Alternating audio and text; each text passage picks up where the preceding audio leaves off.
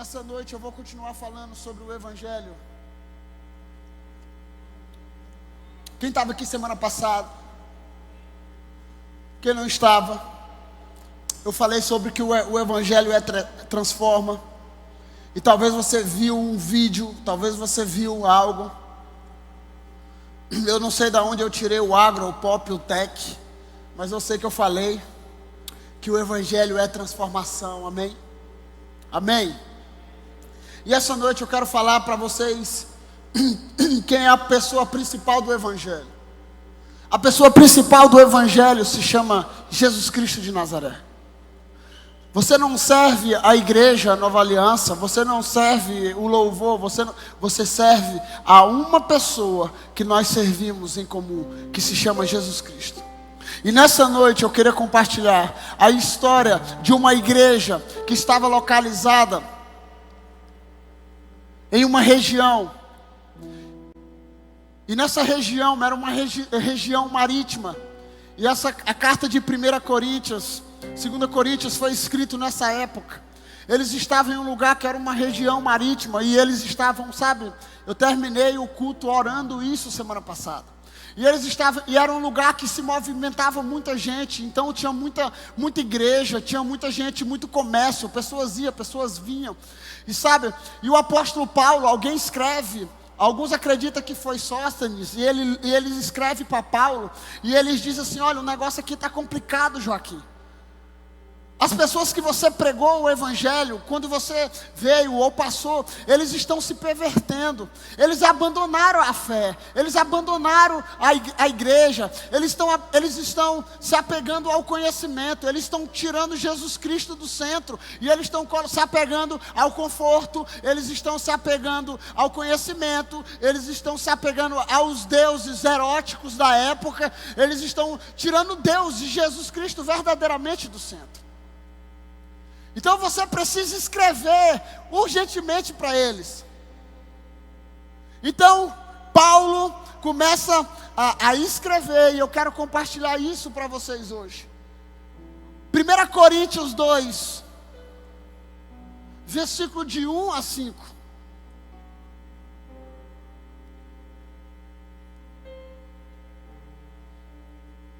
Eu penso, quando eu começo a ler essa carta, eu achava assim: não, Paulo, ele vai chegar, como eu falei semana passada, Paulo, ele vai chegar como o caramelo do mundo, ele vai chegar muito doce, porque a galera está meio revoltada, porque algo está acontecendo, sabe, o cenário está mudando. E Paulo começa a escrever assim: eu mesmo, irmãos, quando estive entre vocês, não fui com um discurso eloquente, nem com muita sabedoria, para proclamar o mistério de Deus. Pois decidi nada saber entre vocês, a não ser Jesus Cristo, e este crucificado. E foi com fraqueza, temor e com muito tremor que estive entre vocês. Minha mensagem e minha pregação não consistiram em palavras persuasivas de sabedoria, mas em demonstração do poder do Espírito, para que a fé que vocês tenham não se baseasse na sabedoria humana, mas no poder de Deus. Amém?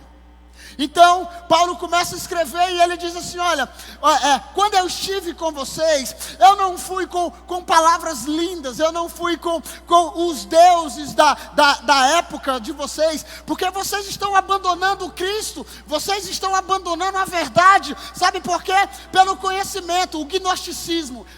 Dos maiores gigantes da época do apóstolo Paulo, nessa época aqui na igreja de Corinto, é que eles estavam abandonando Cristo pelo gnosticismo, o conhecimento, a era, os filósofos, aquele negócio tudo bonito, Juliana. Então eles dizem assim: olha, quando eu fui a vocês, vocês são prova disso. Eu não fui com palavras bonitas, eu não fui com sabe, a filosofia desse mundo, eu fui com demonstração do Espírito Santo. Eu fui até vocês, sabe, com a pregação da palavra. Eu fui com vocês, e eu decidi nada saber, a não ser Cristo, o crucificado. Sabe por que Paulo fala o crucificado?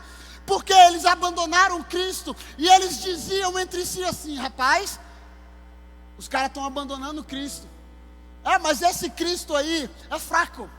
Esse Cristo aí é fraco. Que Deus é esse que morre numa cruz? Que é vergonha morrer numa cruz, porque quem morria na cruz era só bandido, quem morria na cruz era só os que não prestavam da época. Então a galera começa a dizer: não, isso daí não é Deus, esse Jesus aí não é Deus. Que Deus é esse? Que fraqueza é esse? E Paulo diz: olha, eu estou tremendo diante de vocês. Quando eu fui com vocês, eu fui com muito temor, mas eu vou contra vocês. Qual é o meu argumento? O meu argumento é o poder de Deus, é a sabedoria de Deus. E eu decidi nada saber entre vocês, a não ser o Cristo crucificado, que para vocês é loucura, mas para mim é poder de Deus. E o que eu estou pregando a vocês não é sobre a letra, é sobre o Espírito. Sabe para quê? Para que vocês não se apoiem no conhecimento, mas que vocês se apoiem no Espírito de Deus. Sabe o que nós mais vemos hoje na nossa geração? Várias pessoas com muita mensagem. E nós somos despertados. Nós somos despertados a gerar conteúdo. Você precisa gerar conteúdo, pastor. Você precisa gerar conteúdo. Você precisa gerar conteúdo. Você precisa gerar vídeos. Beleza, galera. Mas sabe qual é o maior conteúdo que Paulo estava dizendo aqui? O meu conteúdo que eu tenho para vocês é um conteúdo que não é da letra, é do Espírito. Porque a letra mata, mas o Espírito vivifica. E eu vou até vocês com o poder do Espírito Santo, para que depois vocês não fiquem se apoiando nesse prato aqui. Para que vocês não se apoiem, sabe, na estrutura que vocês têm. Para que vocês não se apoiem na mídia que vocês têm. Vocês precisam ir e saber que vocês estão fazendo isso pelo poder do Evangelho. Ramassou, coremassou. E sabe, geração, nós precisamos urgentemente levantar uma geração. Eu sei que existe o tempo de uma geração para outra, existe o ciclo de uma geração para outra, e eu creio que Deus está nos despertando, e nós estamos mudando. Eu tive a oportunidade de pregar hoje para os adolescentes, e eu falei muito sobre isso, sobre processo, sobre esperar, sobre viver o processo. Então eu sei que nós estamos despertando a próxima geração, e eu quero que você entenda que a próxima geração precisa ser despertada pelo poder do Espírito Santo, e o Evangelho é poder de Deus para transformar. E sabe de uma coisa? O meu desejo não é que as pessoas se apoiem na internet. O meu desejo não é que as pessoas se apoiem na música. Sabe por quê? Porque a Bíblia diz que tudo isso passa. A única coisa que não passa é as palavras que o Senhor já compartilhou sobre mim e sobre você. Abra a tua Bíblia em 1 Coríntios 1, 21 a 24.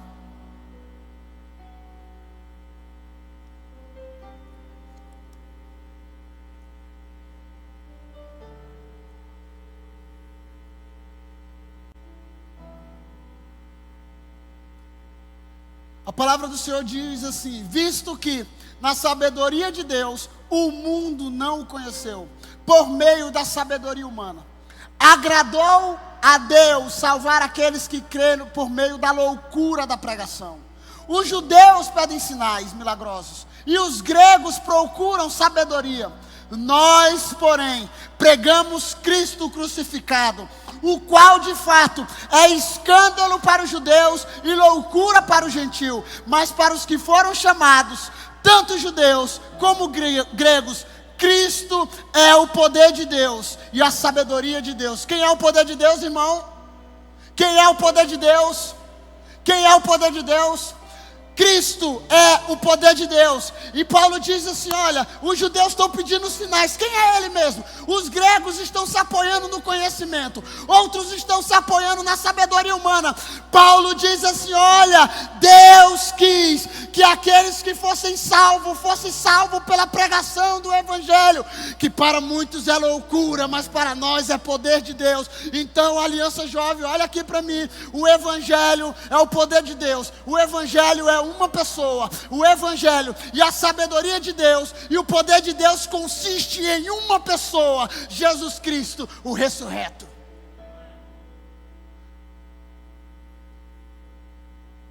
E sabe de uma coisa? Uma geração precisa se levantar com a loucura do Evangelho, começando daqui. Não, pastor, não prega isso, é muito duro. Pastor, nós estamos numa época de crise. Pastor, nós estamos numa época difícil. Então, se a gente pregava a Bíblia mesmo, não vem, o povo não vem, porque o povo precisa. Eu sei, irmão, eu sei que tem dia que você precisa de uma palavra de esperança. Tem dia que você precisa de uma palavra para a tua alma. Tem dia que você precisa, eu sei disso, eu sou pastor, mas sabe de uma coisa? Eu quero que a minha fé e a sua fé esteja baseado não nas emoções, não numa oração de cura, não pelo milagre, que a sua fé esteja baseada em uma pessoa, Jesus Cristo. E sabe o que é que eu mais vejo na nossa época? A época de Paulo aqui, era eles procurando conhecimento, o conhecimento dos gregos, conhecimento de outras coisas que não eram de Cristo. E o que eu mais vejo é a nossa geração correndo atrás do vento, literalmente. Correndo atrás do vento.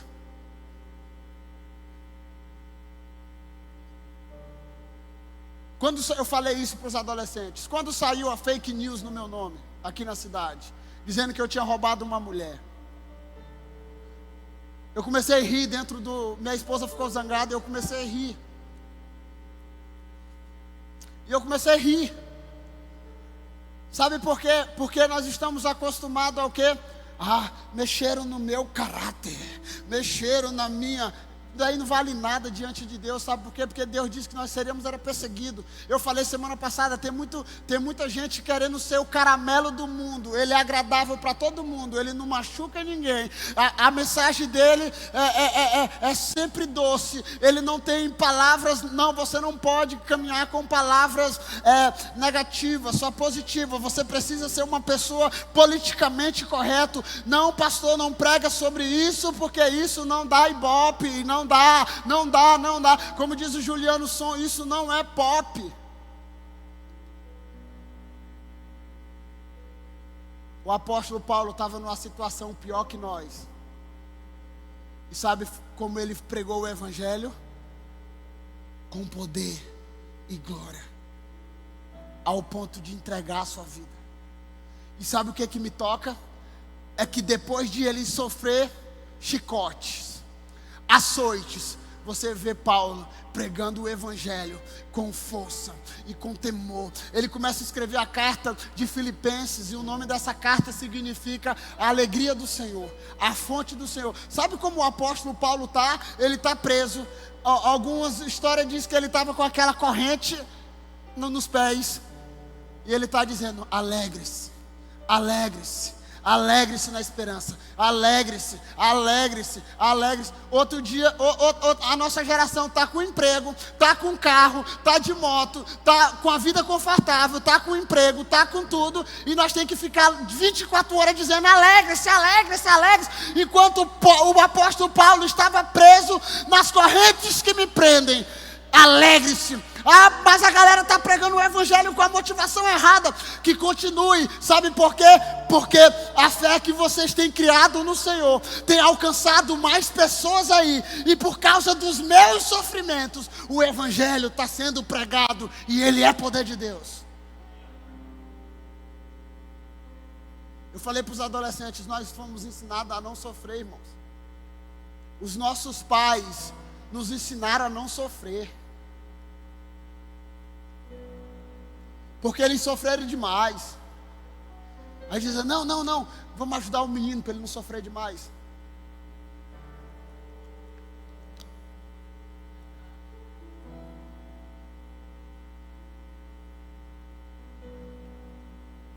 E sabe que as pessoas que Deus vai usar por meio da loucura do Evangelho, irmão? É nós. Pega o dedinho de profeta assim, pega. Pega o dedinho de profeta aqui, tem profeta aqui? Fala assim, Deus irá usar. Aponta para a pessoa que está do teu lado aí. Deus irá usar eu.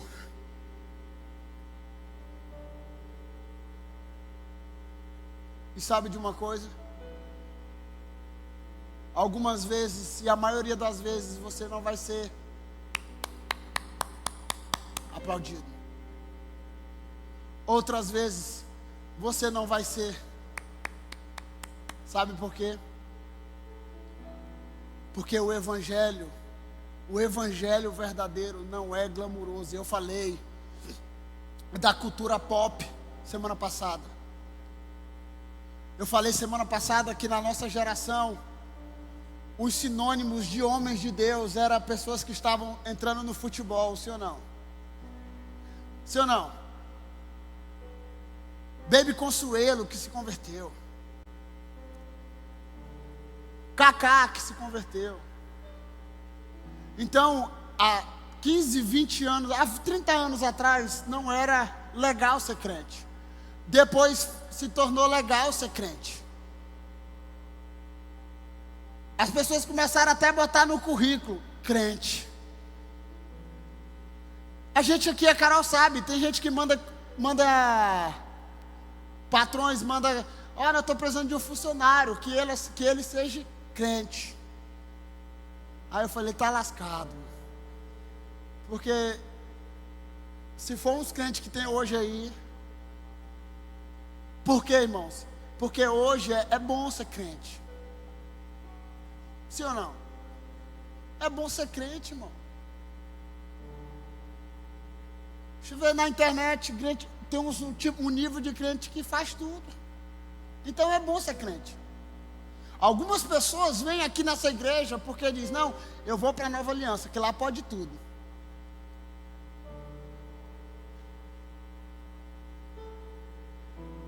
O Evangelho é o poder de Deus, e o poder de Deus é uma pessoa, Jesus Cristo. 1 Coríntios 4:20.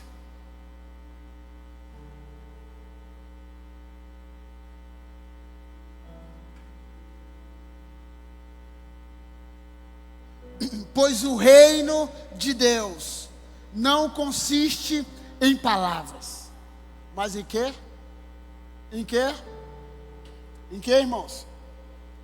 O reino de Deus, ele não existe e não consiste em palavras. Sabe por quê? Porque era muito fácil um homem, ou eu subir aqui com palavras eloquentes e ganhar você. Mas sabe de uma coisa? O teu coração nunca ser transformado. Porque aquilo que é gerado na alma, ela só alcança a alma, irmão. Aquilo que é gerado no campo da mente, ela só alcança a tua mente. Mas aquilo que é gerado no teu espírito, alcança o teu espírito e toca uma eternidade. Opa, saiu até uma frase aí, ó. Um homem de Deus diz que um trabalho na força do braço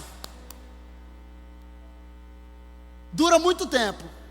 Mas um trabalho, um dia, na força do Espírito, vale mais do que 10.000 anos na força de um braço.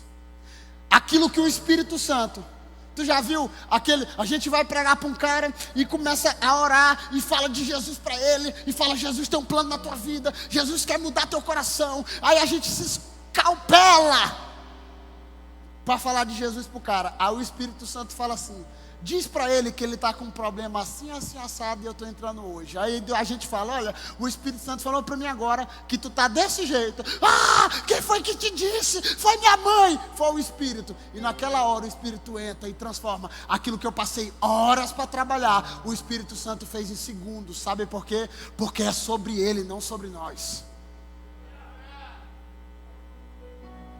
Por isso que você precisa ter revelação. Eu já falei isso uma vez aqui. Eu acho que eu falei. Já falei em atendimento. Um dia eu estou aqui, uma menina manifestando demônio toda hora. Eu falei, gente, que jeito maranhense, né? Oxente. Ela não manifestando demônio, e aí eu ia chegando na igreja, irmão, e eu não queria estar, eu estava cansado, eu não queria trabalhar com demônio.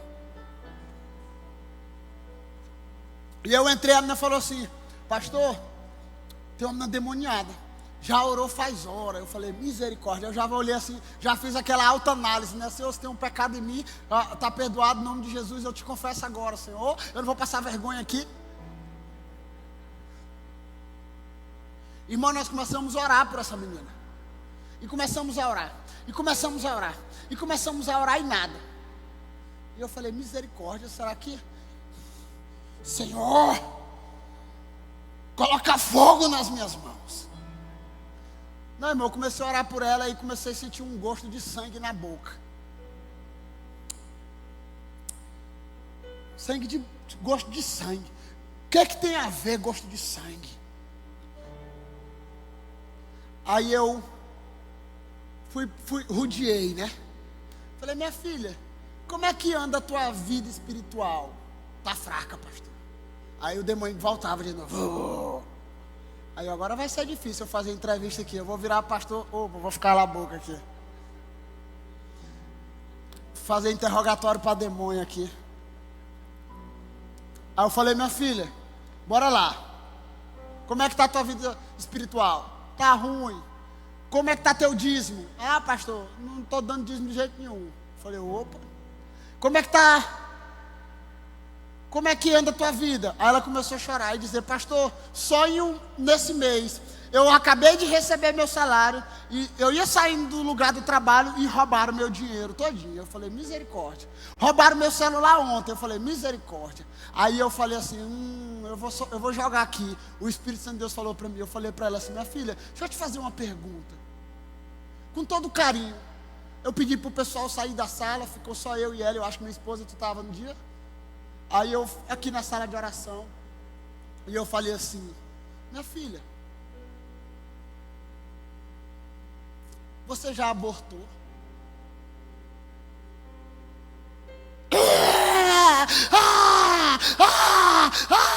Aí a menina começou a chorar, eu falei, misericórdia, foi o que eu fiz para a menina. Ela falou assim, pastor, quando eu era do mundo assim assado, eu fiz esse aborto, e o namorado pediu, pagou e papai. Eu falei, minha filha, pô, nós vamos orar agora, nós vamos tirar isso da mão do diabo, você nunca mais será presa pelo diabo, porque o poder do evangelho vai te libertar disso. E eu comecei a orar por ela, e eu comecei a ministrar o amor de Deus sobre ela. Não tenha culpa, você não conhecia Cristo, está redimido, dê uma oferta no altar como remissão, se posicione, porque a tua vida vai mudar. E aí eu fiz, tu quer voltar para os caminhos do Senhor? Na mesma hora ela reconciliou, e ela começou a andar, servir a igreja, e talvez está no nosso meio hoje, porque o poder de Deus é transformador. Mas sabe de uma coisa que eu precisei? Eu precisei viver por uma revelação e não por informação. Se eu não tivesse tido uma revelação de Deus e buscado aquela revelação agora, talvez eu não tinha ganhado aquela alma para Cristo, eu não tinha sido instrumento de Deus para libertar ela da escuridão. Porque o evangelho não é informação, é revelação. Então, para o reino de Deus ser estabelecido em alguns lugares, você precisa viver o poder de Deus na sua vida. E sabe de uma coisa? Deus precisa nos levantar como cartas vivas.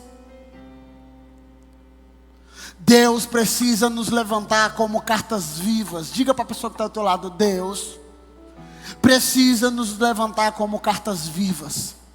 Não só vivas porque o coração bate, mas vivas pelo Espírito Santo. Não só vivas porque estamos vivendo para ganhar dinheiro, estamos vivendo para trabalhar, estamos vivendo para se formar, estamos vivendo para de domingo a domingo se tornar a mesma pessoa. Não, você está vivendo, sabe por quê? Porque você tem um propósito, você tem uma causa e você precisa lutar por essa causa. 2 Coríntios 3, 2 Coríntios 3, de 1 a 6.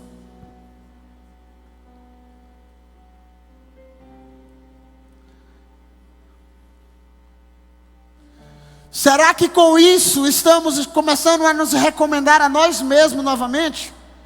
Será que precisamos, como alguns, de cartas de recomendação para vocês ou da parte de vocês? Vocês mesmos são a nossa carta, escrita em nosso coração, conhecida e lida por todos. Vocês demonstram que são uma carta de Cristo, resultado do nosso ministério, escrita não com tinta, mas com o Espírito do Deus vivo, não em tábuas de pedra, mas em tábuas de corações humanos. Tal é a confiança que temos diante de Deus, por meio de Cristo. Não que possamos reivindicar qualquer coisa com base em nossos próprios méritos, mas a nossa capacidade vem de Deus. Ele nos capacitou para sermos ministros de uma nova aliança, não da letra, mas do Espírito, pois a letra mata, mas o Espírito vivifica. Paulo está dizendo assim: olha, já escreveu carta? Tu, Joaquim? Eu não sou de escrever carta, eu sou de falar. Mas quando eu comecei a namorar com minha esposa, eu tenho ainda lá em casa uma carta de metros, né? Alguém, hoje é tudo no e-mail, não sei o quê. Quem gosta de escrever cartas aqui? Então Paulo está dizendo assim: olha, nós estamos recomendando vocês agora, porque vocês agora são cartas vivas. E essas cartas, elas não são escritas com tinta ou com dedo humano, porque lá Moisés, Deus escreveu os mandamentos aonde? Numa rocha. Sim ou não? Sim ou não? Moisés escreveu na rocha, lá Deus escreveu os 10 mandamentos. Só que agora os 10 mandamentos, a carta de Deus através da vida de vocês, não é escrita com dedo humano ou em paredes de rocha. Agora a história de Deus, como o Thales Roberto canta, a história de Deus agora está escrita em vocês, sabe? E vocês agora são a nossa carta. Deus está dizendo assim através do apóstolo: olha, vocês agora são cartas vivas. Vocês agora são cartas vivas. Não da letra, sabe por quê? Porque a letra mata, mas do Espírito, porque o Espírito vivifica. E vocês agora vão representar a nós aonde vocês forem. Sabe por quê? Porque Cristo escreveu uma história na vida de vocês. E eu tenho uma perguntinha para fazer, meu querido: o que é que o mundo está lendo lá fora da sua vida?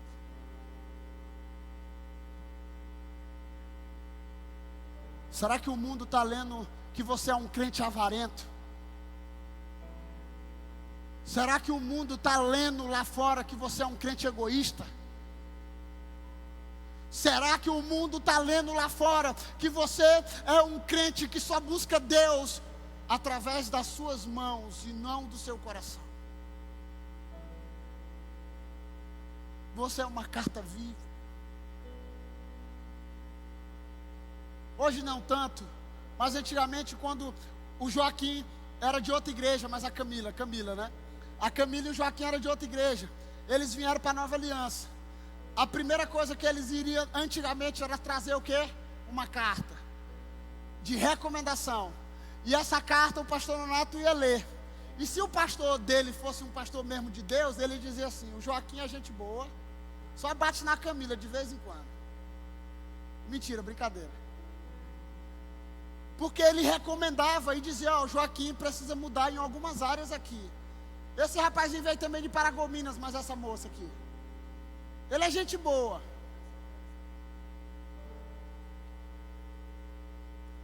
Ele é gente boa, ele só gostava do Big Brother, mas parou de assistir.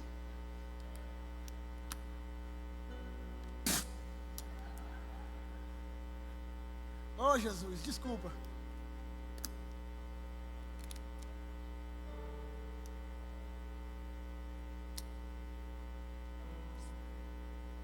Só que agora, sabe qual é o desejo? É que quando... Vem aqui, Joaquim. O apóstolo Paulo está dizendo aqui assim: olha, eu não vou mais mandar carta.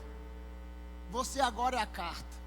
E quando você chegar na Nova Aliança, eu quero que as pessoas leiam a sua vida, porque você é uma carta viva do poder de Deus. Não escrita com tinta, porque se apaga. Existe corretivo para bique, né?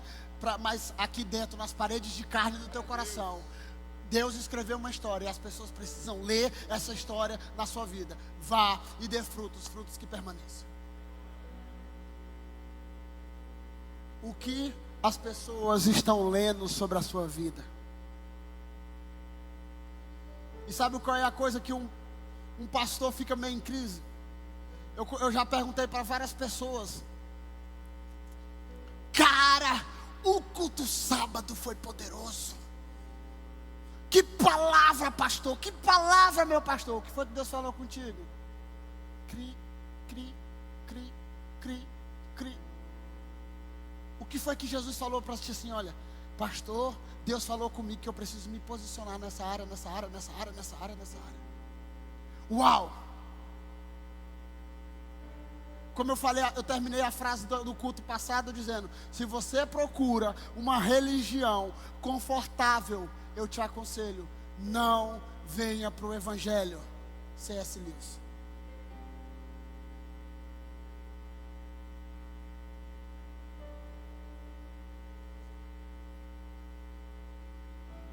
Pastor, você está fazendo propaganda negativa do Evangelho? Não.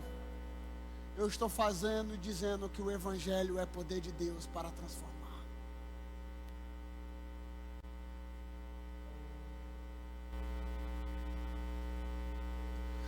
Foi um dos textos que eu mais usei no ano passado e eu quero compartilhar aqui. Romanos 8, 18 a 21. Romanos 8. Considero que os nossos sofrimentos atuais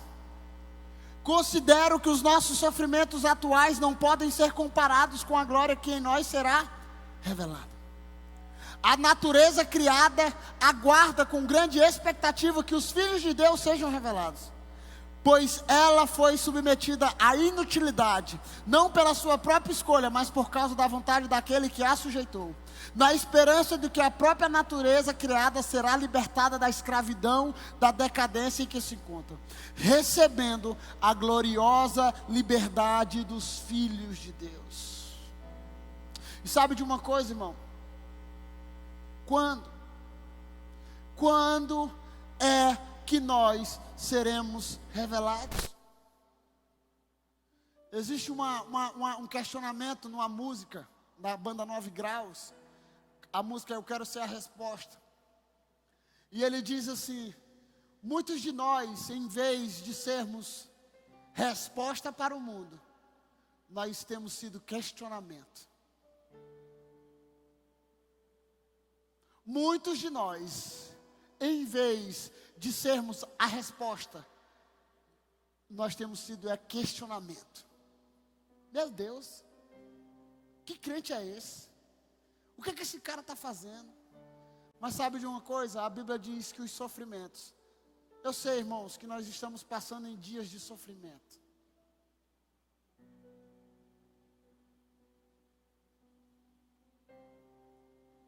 Eu sei que nós estamos passando, e eu costumo dizer assim, eu não, né? A Bíblia diz que a tendência é o quê? Hein, irmão?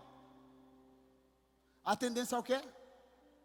Seja honesto, não sou eu que estou dizendo. A Bíblia diz que a tendência é piorar.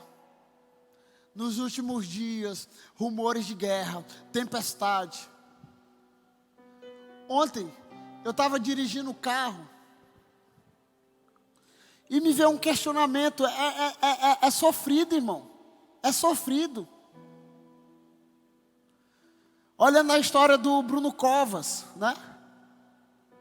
O cara está no leito de morte, vivendo por morfina, né, analgésico, essas coisas. A medicina humana diz que não tem mais jeito. Então, eu me coloquei no lugar desse cara. Os meus filhos no meu quarto, olhando para mim, e eu olhando para eles, pensando, a qualquer momento eu vou embora. É triste. Eu sou pai. Eu sou esposo. E eu fui dormir ontem, 4 horas da manhã, orando e pensando nisso. Mas sabe de uma coisa? A Bíblia diz que esse sofrimento que nós estamos enfrentando agora, esse sofrimento que nós estamos enfrentando agora, não se compara com a glória que em nós será revelada. Você consegue ver isso, irmão? Você consegue, como um cristão, ver isso? Que esse sofrimento, que a pandemia, que a tribulação, que tudo isso que nós estamos vivendo, não se compara com a glória que em nós será revelada. Sabe por quê?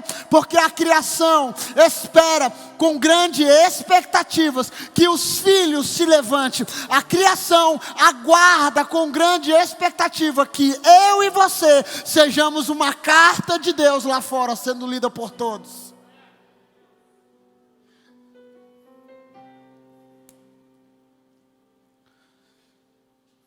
Um dia, perguntaram para Jesus, João 14. E João 14 é a música da Nívia Soares, da Heloísa, né? João 14. Vós conheceis o caminho para onde eu vou. Eu sou o caminho, a verdade, a vida. Ninguém vai ao Pai a não ser por mim. João 14. E Jesus está dizendo, olha, vou para o Pai. Eu estou indo me encontrar com Deus. Mas fique aqui. E eu vou deixar o Consolador. O Espírito Santo vai ajudar vocês na fraqueza de vocês. Para o lugar que eu vou, há muitas moradas. Olha aqui, rapaz. É muitas moradas, não muitas namoradas.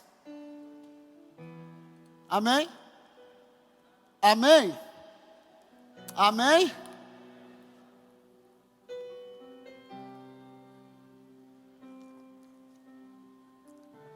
Alguém já viu as perguntas que as pessoas fazem para o André Valadão?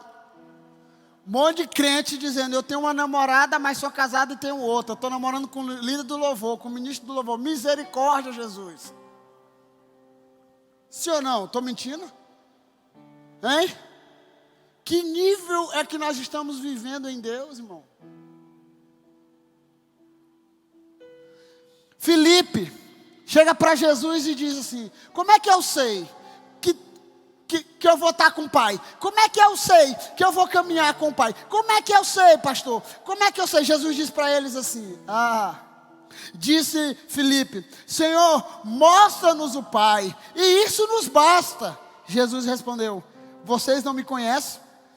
Filipe, mesmo depois de eu ter estado com vocês durante tanto tempo, quem me vê, vê o Pai. Como você pode dizer, mostra-nos o Pai? Você não crê que eu estou no Pai e que o Pai está em mim? As palavras que eu digo não são apenas minhas, ao contrário, o Pai que vive em mim está realizando a sua obra. Creia em mim quando digo que estou no Pai e que o Pai está em mim, ou pelo menos creia por causa das mesmas obras. Então Filipe chega e diz, como é que eu posso ver o Pai? Jesus fica, oxe, tu não conhece, tu está andando comigo muito tempo e não conhece que eu ando com Cristo, que eu sou um só, que nós estamos nele. E sabe de uma coisa? O mundo continua perguntando, como é que eu posso ver o Pai? E a pergunta que eu tenho para você, você pode responder, olha para mim.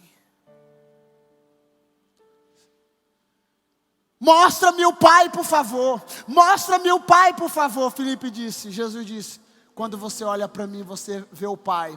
Sabe o que eu lembro? Eu lembro do apóstolo Paulo, eu falei isso na aliança, orei isso na aliança TIM, porque nele eu existo, nele eu vivo, nele eu me movo, eu sou um com ele, ele é um comigo, eu sou uma substância que estou dentro dele, e ele é o que está dentro de mim, e nós somos uma pessoa. Sabe, eu vi uma vez um homem dizendo, que quando você está em Deus, é como se você estivesse em uma grande esponja que te suga, e então você se torna parte parte dele e ele se torna parte de você. E Jesus está dizendo aqui, Felipe, eu sou um com o Pai, eu estou nele, porque nele eu existo, nele eu vivo, nele eu me movo. Ele é poderoso para fazer infinitamente mais de tudo aquilo que eu possa pedir, pensar ou imaginar, segundo o seu poder que atua em nós. Então você é uma testemunha viva do Evangelho. Você precisa ser uma testemunha viva do Evangelho.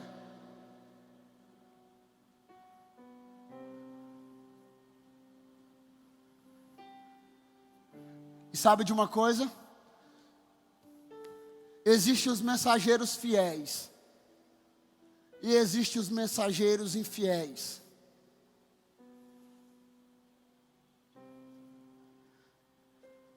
Você lembra da história de Geazi? Alguém lembra da história de Geazi? Ou não?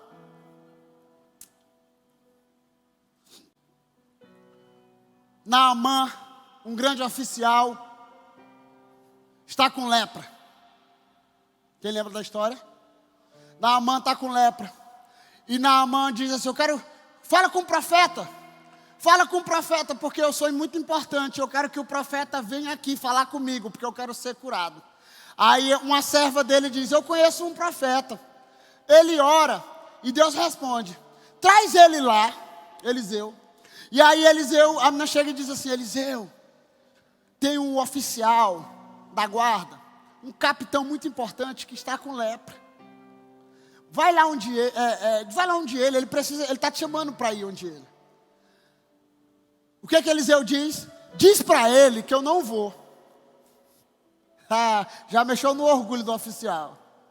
Diz para ele que eu não vou. Diga para ele mergulhar 7 vezes no rio. Alguém lembra da história?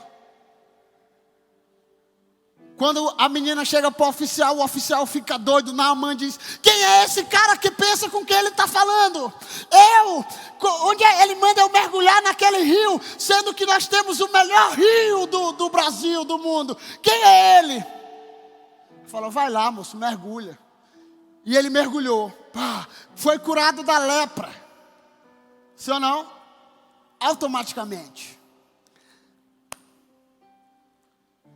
Ele ficou muito encantado com o profeta e diz, separa o ouro, separa o bronze, separa tudo e manda para o profeta. Aí o profeta, o cara chega todo com a carruagem cheia de ouro, prata, tudo que tinha da época. E falou, meu senhor mandou eu te entregar isso. Ele poderia receber, sim ou não? Sim ou não, irmão? Todo trabalhador é digno do salário. O ministério de Eliseu era ser profeta. Mas sabe de uma coisa? Ele não quis. Sabe por quê? Porque a partir do momento que ele desse e ele recebesse o ouro, o oficial poderia achar que poderia mandar no dom profético de Eliseu. E sabe de uma coisa? Eu oro por mim. Eu oro e falo isso para minha esposa. Que eu quero ser profeta de Deus nessa geração. Eu acho bom, eu recebo oferta, eu recebo primícia, eu recebo dinheiro. Algumas pessoas falam, pastor, senti de Deus de mandar um presente para o Senhor. Eu falei, aleluia, xaramanaia. Pastor, eu quero ir pagar um almoço para o Senhor. Amém, eis-me aqui, o que vem a mim de maneira nenhuma lançarei fora. Mas sabe de uma coisa? Eu oro pedindo discernimento para Deus, para saber o que é a oferta vinda dEle, o que é a oferta para me comprar, porque eu não estou à venda, eu já fui comprado pelo sangue do Cordeiro. E sabe de uma coisa? De um dia que a pessoa começar a me comprar, ela vai querer calar minha boca, e eu sou profeta de Deus, e profeta tem que estar com a boca aberta, não com a boca amordaçada, e tem muita gente amordaçando os profetas com dinheiro. Geazi olhou tudo de longe e disse, cara, tem ouro, tem prata. Quem sabe a gente não pode usar esse ouro e essa prata no ministério de Jesus, amém? A Bíblia diz que na hora que ele chegou e disse, Naamã, o meu senhor, o profeta, pediu o ouro e a prata. Aí ele falou, gente, mas tinha falado para mim que não era para pegar. Não, ele falou comigo que agora se arrependeu e quer. A partir do momento que ele pegou do ouro, ele ficou leproso. E sabe, tem muita gente que tem corrido atrás de um ouro que Deus não mandou correr. Tem muita gente que tem corrido atrás de coisas que Deus não mandou fazer. E sabe de uma coisa? Tem se tornado leprosos. E os leprosos na Bíblia, ele atrasa o povo. Leprosos na Bíblia, fica parado no lugar. Leprosos na Bíblia, fica fora do arraial daquilo que Deus está fazendo. E eu quero contar essa história todinha para falar para vocês sobre um mensageiro fiel. Eliseu foi um mensageiro fiel. Geazi não foi um mensageiro fiel, porque Deus e o profeta não mandou ele buscar o ouro. Pastor, mas não tem nada a ver. Teve alguma coisa a ver, ele ficou leproso pelo resto da vida. E a Bíblia diz, Isaías 52, versículo 7. Como são belos nos montes os pés daqueles que anunciam as boas novas, que proclamam a paz, que trazem boas notícias, que proclamam a salvação, que dizem a Sião, o seu Deus reina. Vou encerrar. Formosos são os pés daqueles que anuncia o Evangelho. Quando a Bíblia fala que formosos são os pés, Juliana, existia 2 tipos de mensageiro. Você sabia? Existia o mensageiro das boas notícias. E existia os mensageiros das más notícias. Então, os mensageiros eram aquelas pessoas que diziam, olha, atravessa o Jordão, atravessa tudo e vai anunciar que fulano morreu. Como é que o mensageiro ia? Por quê? Porque não era uma notícia muito importante, porque não tinha mais nada o que fazer.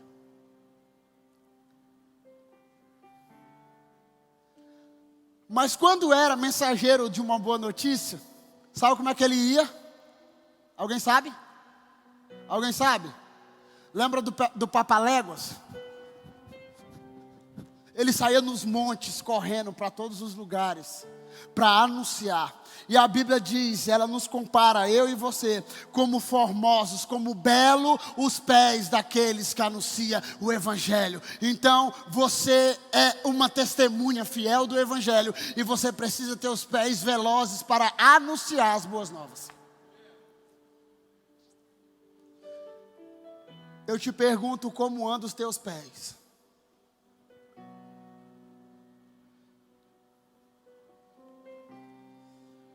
Colossenses 1, 15 a 18.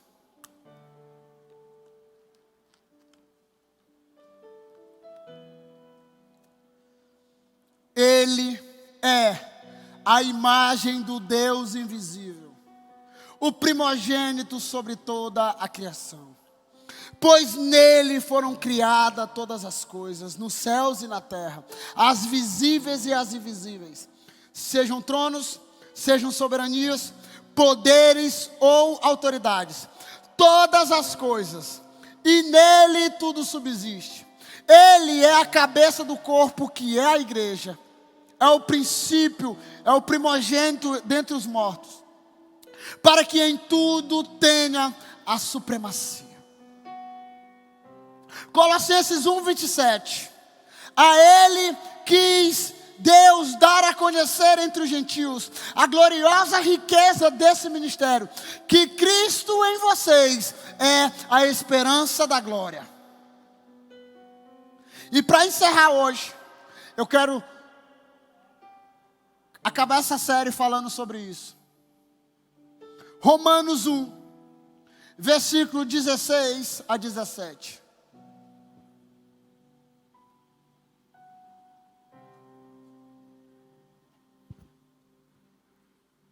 Leia aí para você.